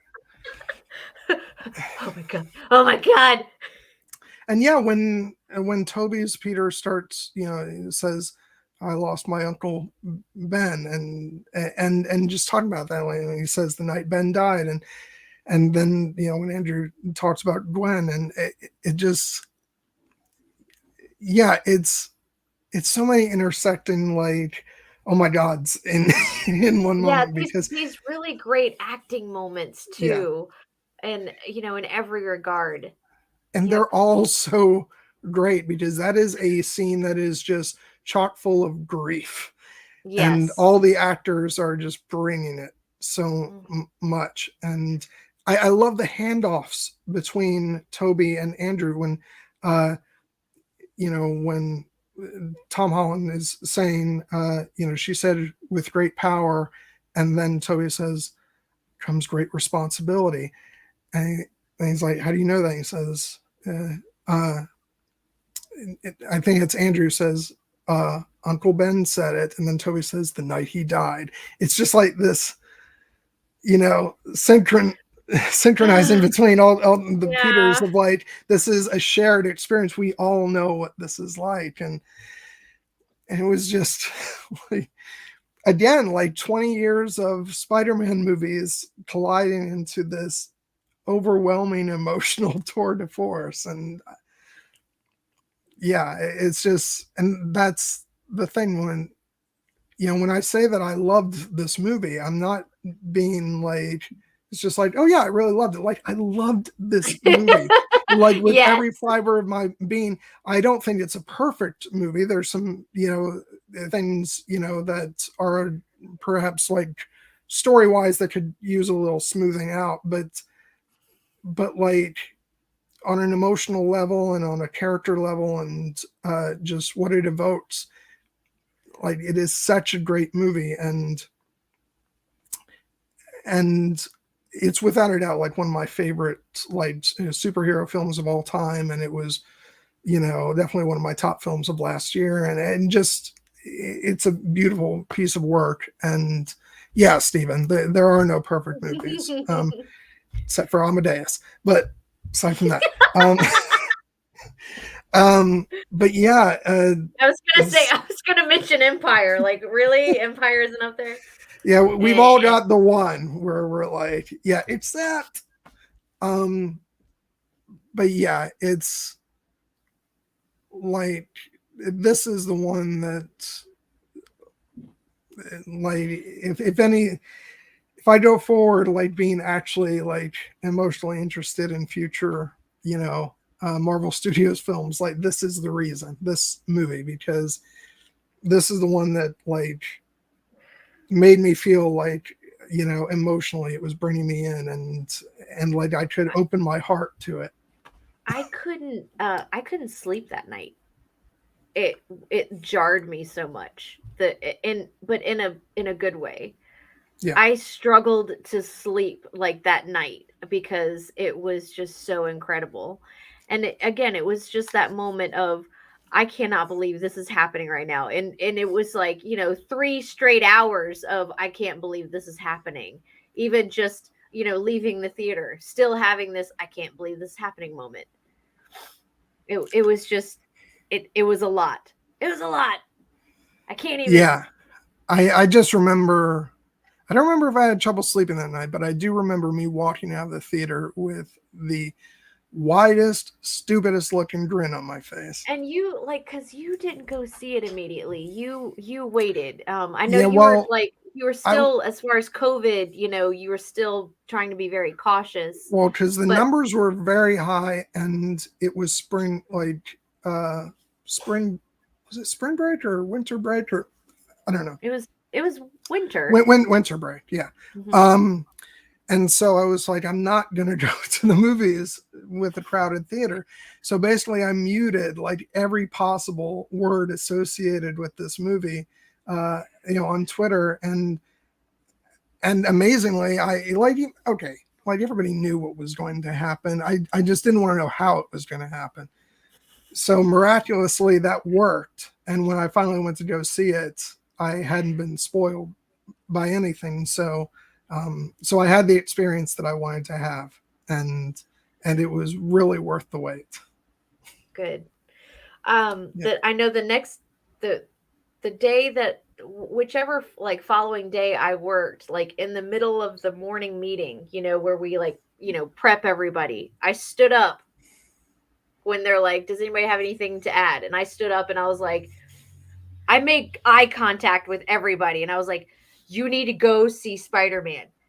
Like, no, really. You need to go see Spider-Man. And everyone's like, "Oh my god, okay." And there are people like on Twitter that were in that room that will confirm this because shortly after they went to see it and they're just like, "Oh my god." Yeah, it's like, yes, it is that level. Like, go tell your friends, you need to go see this. Yeah, no, I just, again, we talked about it earlier, but I just loved, what you were saying to me, like after you saw it, you were like, no, John, it's the best comic book movie ever made.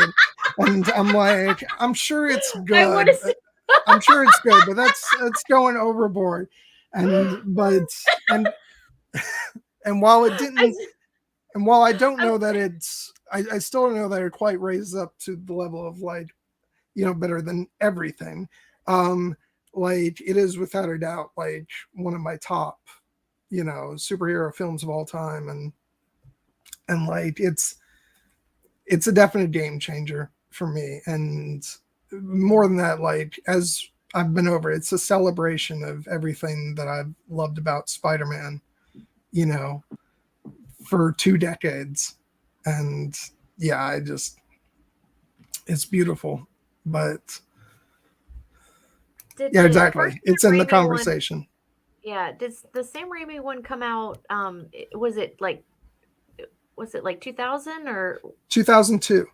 2002? Okay, Because as a all matter right. of fact, they had to, the initial teaser that they put out for the movie had the World Trade Center in it. Oh wow. And they Okay. had to pull that teaser from theaters, and it's very hard to actually, I think if you search YouTube you can find it, but that was not something they wanted circulating after September of 2001. So Yeah. Yep. but Oh my god, yeah, I can't imagine someone doing an impression of me after this movie, but that was pretty funny, John. Yeah, because I should be embarrassed, but I'm not. no, because I mean, yeah, it's it's just like it was an experience, you know. Yeah. I just, and it's funny because I've seen the reaction videos to like the big moments, like when Andrew comes through the portal and takes off the mask and everything. And I had none of that when I went to go see the movie because I waited. So there were a few other people in there, but like almost in my head in that moment, like I retroactively like remember there being huge cheering at that moment, even though there wasn't, because there was barely anybody else there. Head? Yeah, was it all in my head? Oh my gosh. Because it was such a, you know, a big moment. And especially when Toby comes through, you know, and it's like did you know that, Kelly? So I did scream a little bit. And I was the only one in the packed theater that I think made a sound. So I understand Charlie Cox's frustration with going to see the movie in LA and no one reacting to his appearance. And it's just like, I'll fight everyone in the theater. Like oh my God. But yeah, I guess my theater was a little bit subdued. Like even when the other Peters showed up, the reaction was subdued. So it's never like that wild reaction like you see in the, you know, the classic reaction videos on YouTube. Yeah. Even with Endgame, I was of course in the theater, and I don't know. It's just, I don't know if it's the neighborhood I live in or what, but the reaction, even though it was a packed theater, it was subdued. Like they got, you know, everyone got a little bit hype after Cap picked up Mjolnir. But after that, like nothing. It was just kind of like, yay. Yeah, I always feel like, and it's got to be like part of the culture. Maybe it's like in the bigger cities that you get those big reactions, because I always feel like I'm the one who's these theaters. I'm always the one reacting the loudest to things at the movies that I go to. Like, I'm pretty sure, like, when I went to go see this, there were several moments of me going, oh my God! And like, and the other people were probably like, settle down, dude. God, chill. Yeah, ew. That's like, not cool. I always like to tell Dan, shut up.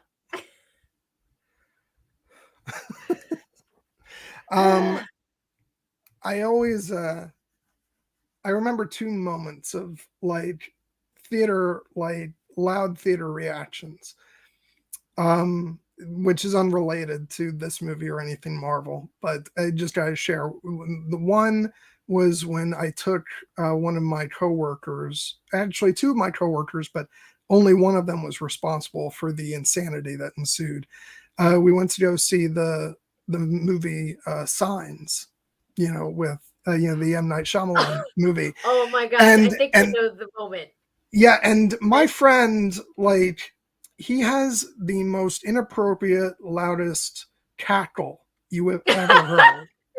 So do I. And he's like, ah! You know, that type of cackle. And we were sitting there watching this, and like every time there was like a highly emotional moment with like Mel Gibson crying, or, you know, or something going on with the kids or whatever, he found it hysterical, and he started laughing, and then everybody in the theater would laugh at his cackle. And so the movie was like we were seeing a comedy.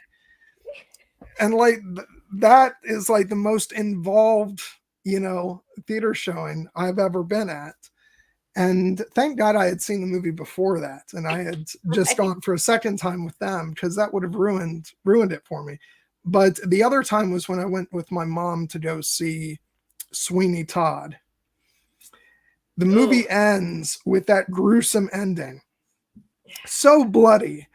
Yeah. And I think my mom and I were the only people to get like Tim Burton's macabre sense of humor.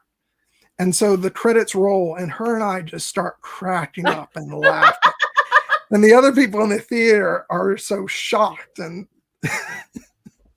but yeah, Yep. so those are like, you know, some reaction moments that I remember being in the theater. But aside from that, usually it's sort of dead quiet, maybe some chuckles here and there at some funny moments in Yeah. movies, but I Yeah. never get those online recorded, you know, reactions. No. No. Yeah. I will say that if you go to see a uh I don't know, I don't want to even call it historical, but like me and my coworkers, okay, a bunch of historians will go see like some trash like Clash of the Titans or The Immortals. And it's like, it's like, ancient Greece. Like, and it's just like we are brutal. We are absolutely brutal. We are not letting anyone in the theater enjoy this. Like we are like we're calling out everything that's wrong.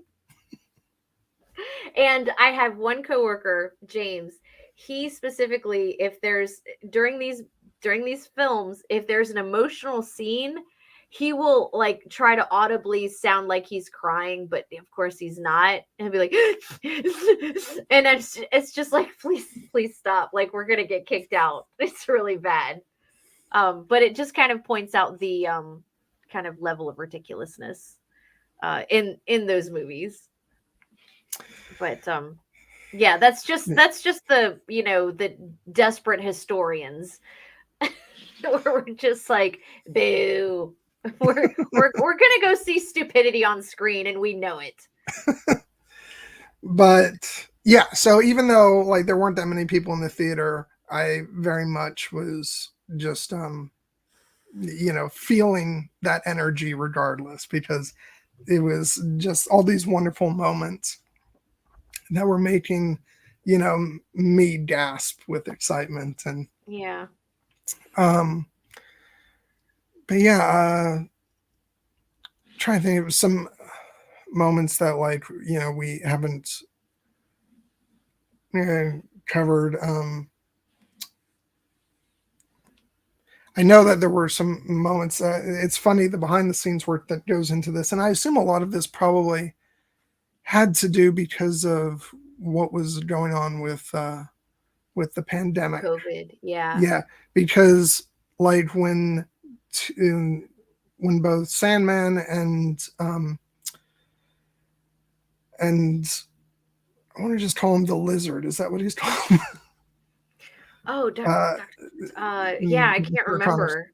Um, when they're transformed back into their human form, I believe that's footage actually taken from their previous films, because they Okay. had the actors to record their lines for the CG versions of the characters, but I think they had to pull footage from the previous films to actually show their human selves. But and I'm assuming that probably had to do with, like, they only wanted to bring in people if they absolutely had to, just for safety and all that, which was fine. I didn't even notice when I saw the movie, so I was fine with that. And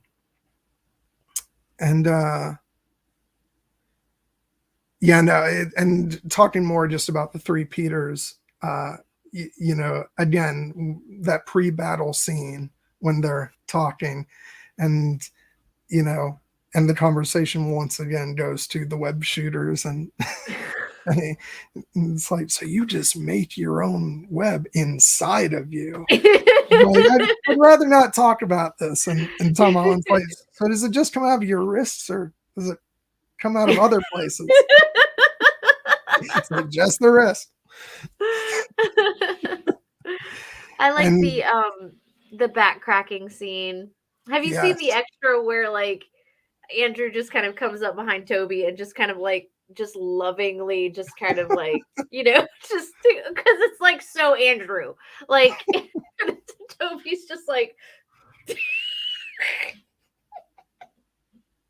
like how could anyone have gotten anything done? well, I felt like they were just oh Having god, a good no, time? I'm not putting that up, guilty. I really am not.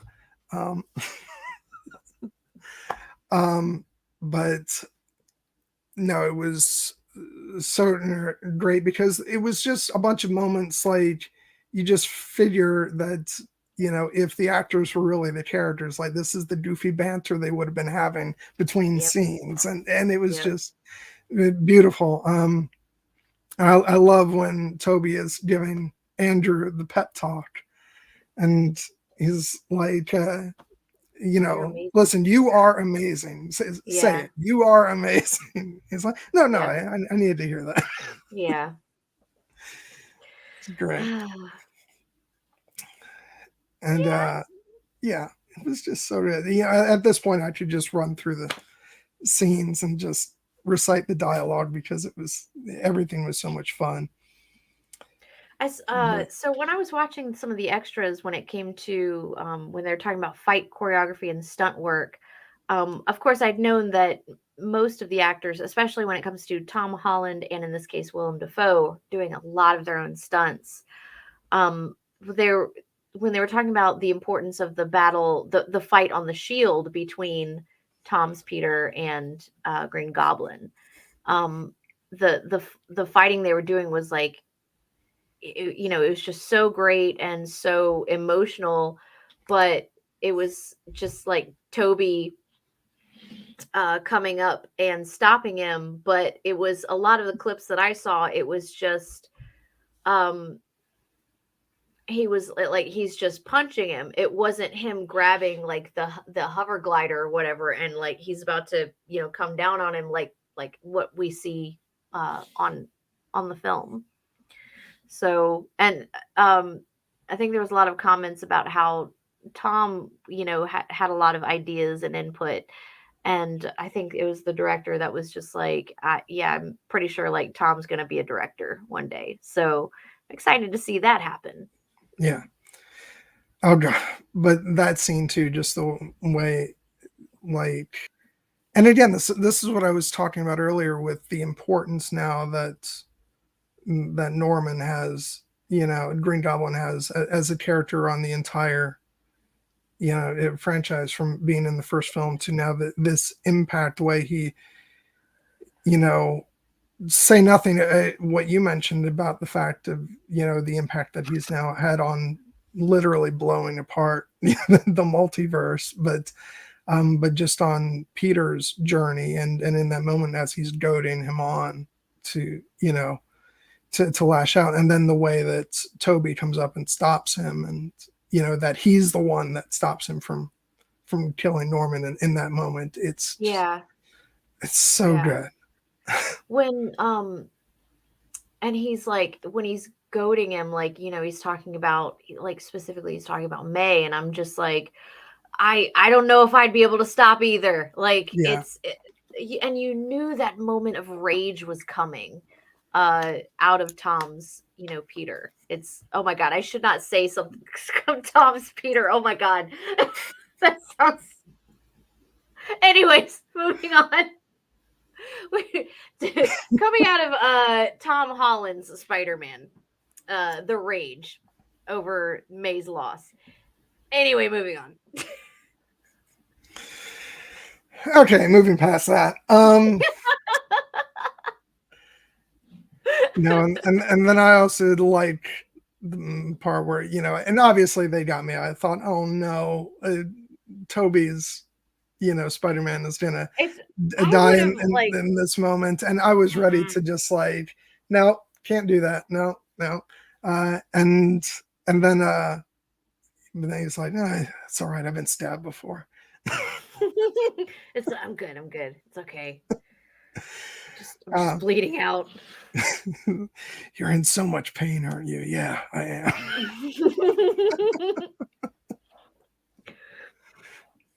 Again, great acting. Great Yeah. acting. Tom or Toby and Andrew. Absolutely. And it's amazing. Like you get that moment where Tom, hugs him and says, I guess I'll see you guys later, which he won't, but but I Yeah. guess it's the thing you say. Yeah.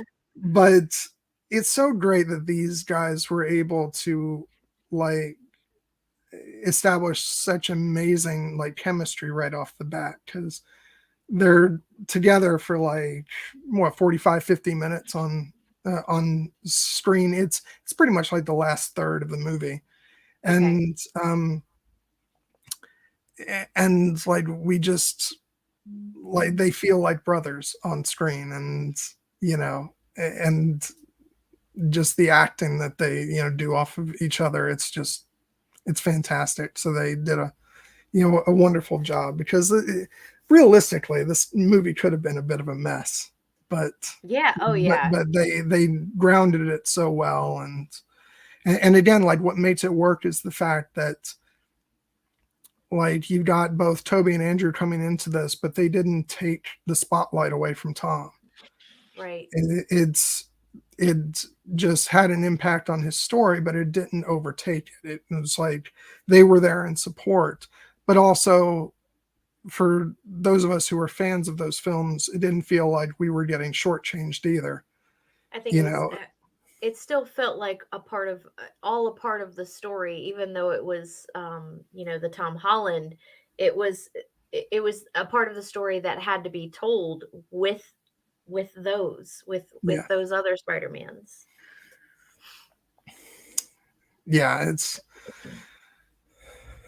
I and I know, Steven. I know. yeah, Me and which Miles. Yeah.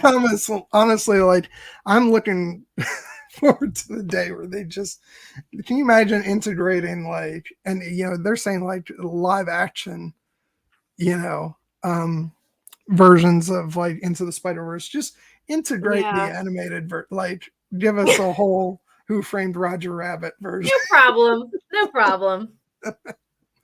um because and that is what's great about that moment where when Jamie Foxx is like, gotta be a black Spider-Man out there somewhere, and you Yep. automatically, your mind goes right to Miles. And so Miles, Miles, yeah, Miles.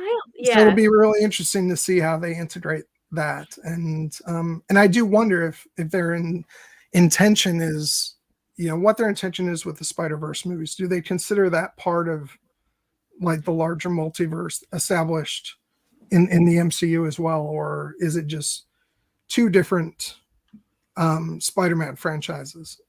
um Yeah. I guess, maybe we'll find out at some point in the future. But Again, like with Into the Spider-Verse, that was something that had never been done before either. yeah, And it turned out to be absolutely glorious. And I'm sure many people, naysayers were like, it can't be done. But then you also had naysayers with this movie, No Way Home. So, I hope we keep, breaking down those barriers, those impossibilities. But then I say that, and then I'm like, I'm like, all my expectations are really, really low because I'm so tired of getting my heart broken. So it's just expect like, yeah, disappointments and you'll never be you'll disappointed. never be disappointed. Yeah. Oy vey. Sorry, um sorry, everyone. no, we're gonna kick some ass, cure some ass, Cure some cure that ass. ass. um and I do want to finish off. There were a couple of Doctor Strange moments that I did want to point out. I do love at the end when he says, when Peter suggests, just make everybody forget me, and he's like, and call me Steven. Yeah. And he says Steven, but then of course he says, still feels weird. Mm. And then Yep. there's an earlier moment when Peter first goes there to ask him to turn back time to before, everybody knew, he was Spider-Man. He says, I can't do that. Even if I wanted to, I don't have the time stone anymore. And Peter's like, that's right. I'm sorry for wasting your time. And the way Steven says, no, you didn't waste my time. There was such tenderness there of like, I genuinely, feel for this kid, and I want to Yeah, help him. And you're just a kid that's like that. Yeah. Um, when it comes to, trying to keep I guess a low profile or a secret identity, like, Tony Stark was like, F it, and then that was not for Peter Parker, and it's just like, this is not the way it's supposed to be. that Peter Parker is not meant to carry this. It's but yeah, this the interactions with yeah, Doctor Strange and the MJ and Ned, like, Ned joking around like, my grandma thinks that I have magic, and uh MJ's like, I know a magic word, like, please. And it's like, Scooby Doo this shit, please. Or like, please, And Scooby Doo this shit. then Ned's like, oh my God, it's a torture rack. And she's like, okay, that is a Pilates machine. Well, I think they're both correct. What? Why not both?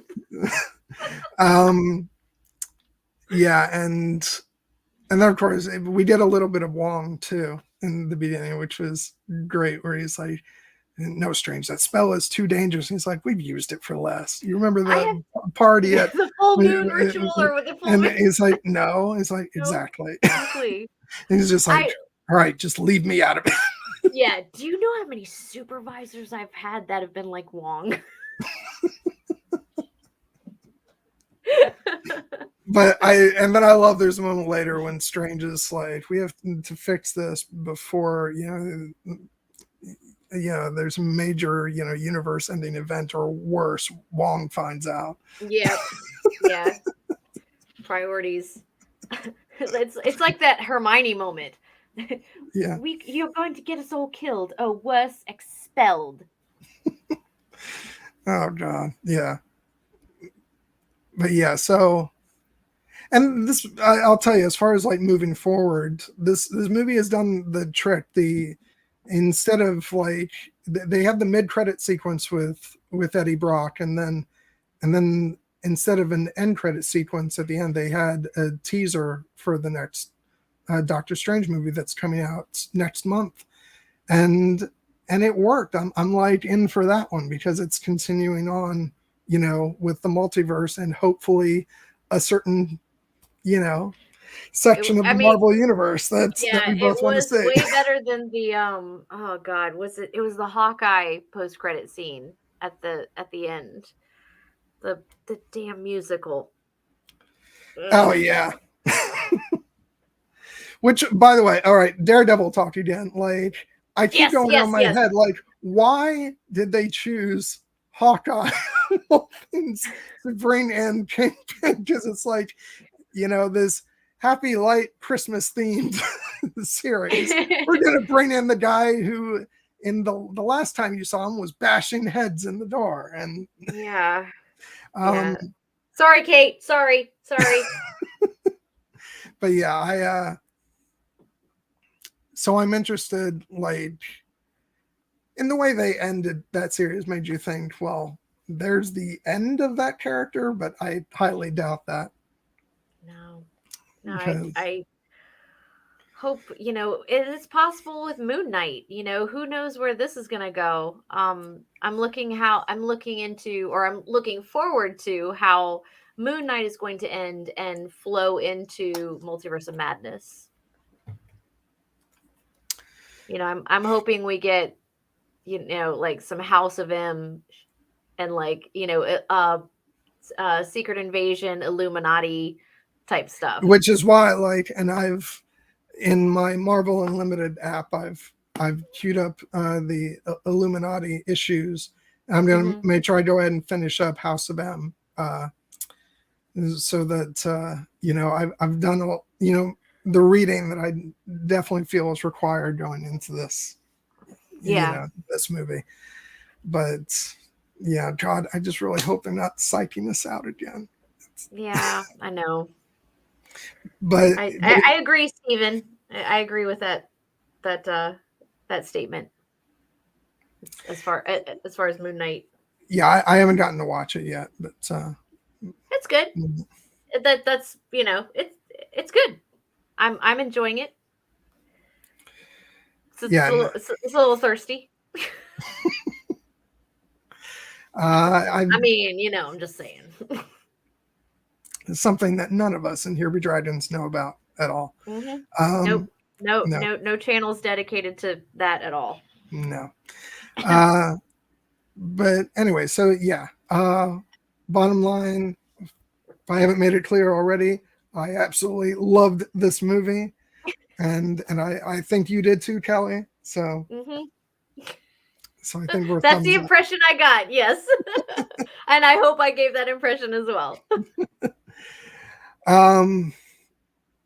So yeah, so I'm glad we finally got to do this because once again, it was supposed to be like 3 weeks ago, and then things started happening. And I was like, all right, probably not a good idea. So Oh, before we go, as I was shopping for the Blu-ray for the No Way Home Blu-ray, I was having like vivid flashbacks of you shopping for Dune.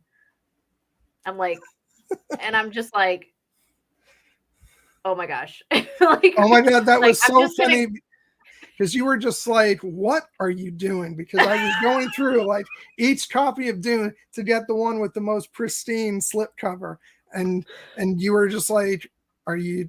And I paid for it, and you were like, I'm shocked you let him handle the disc. That's I was because you were at the front part, the front stand, and then you went back to the back, and I was just like, this is legit. Like this is a thing. Like I didn't take John seriously when he talked about like his passion for social media, and I'm just like, okay, got it. All right. It's weird. I've never heard of this before. I've never seen this before, but it's a thing. Okay. Yeah.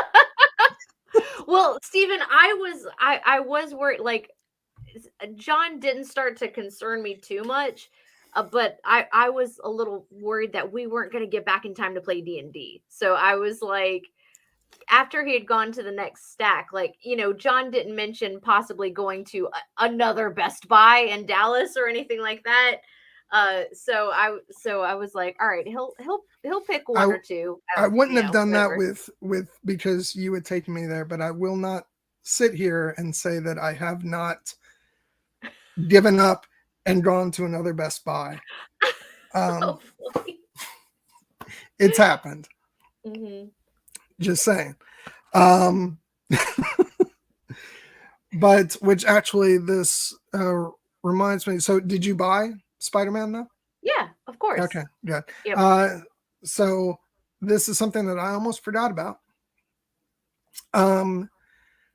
Whoever this is an offer that I don't know, like if you have the capability to like redeem digital codes for movies and stuff, pay attention.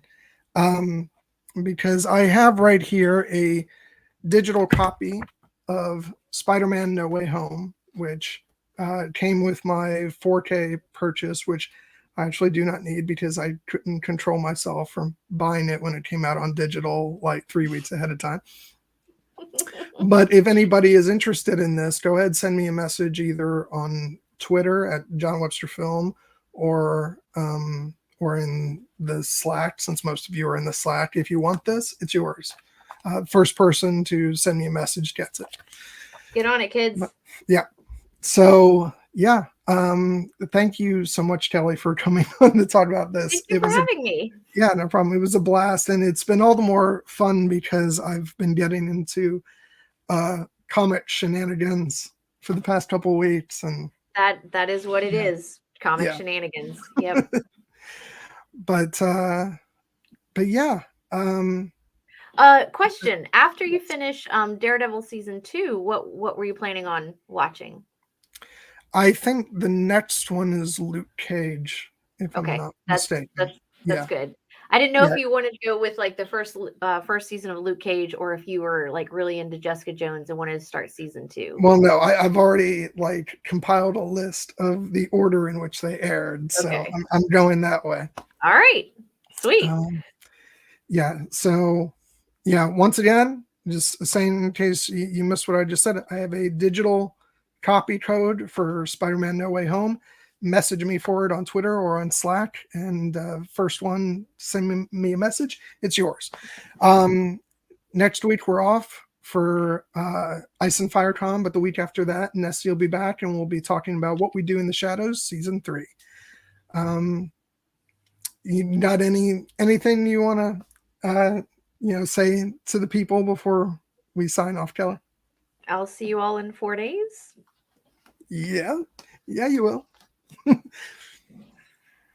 you. All right. Thank you, guys. Had such a fun time doing this. Hope you have a wonderful evening. And yeah, I'll see many of you in 4 days. All right, guys. Peace. Yeah, peace and be excellent to each other. And be excellent to each other. Bye.